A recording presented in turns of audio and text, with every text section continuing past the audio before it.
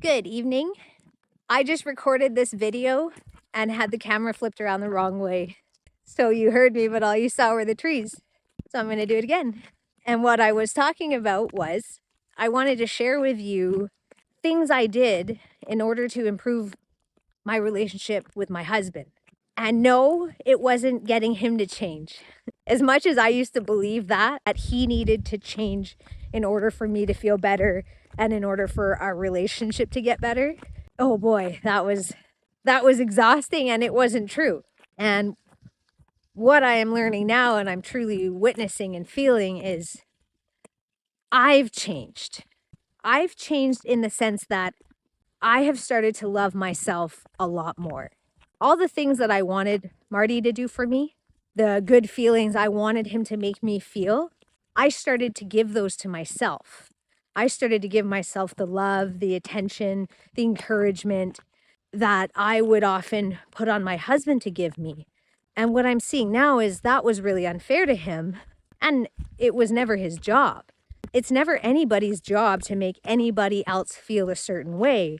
I mean, you can do it here and there, but you won't be able to sustain it for a long time. And I'm not being hard on myself either, because I didn't know any better. I grew up believing that in order to feel good, it needed to come from somebody else, externally. So now I'm really learning to start within.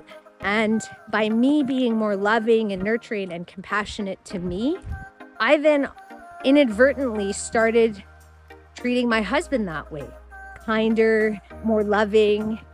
I have more patience for him, and I'm not blaming him for how I feel. You should do this. You're not doing that for me. You don't do X, Y, Z.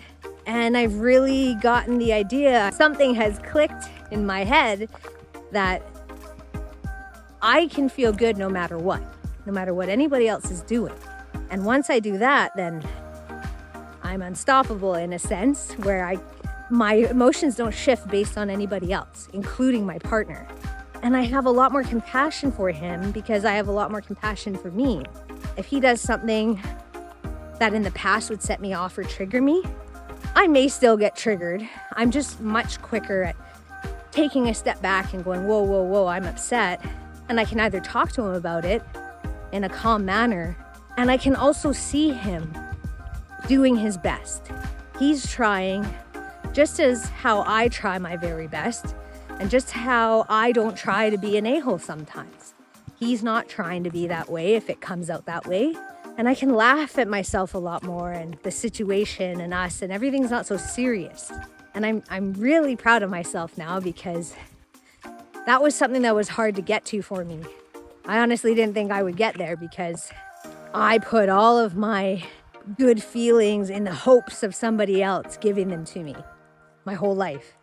And now that's starting to change, and I feel so empowered and loved and good enough. Whew.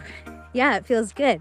And I'm not saying I do that all the time, or I feel good all the time, or I don't revert to my old ways.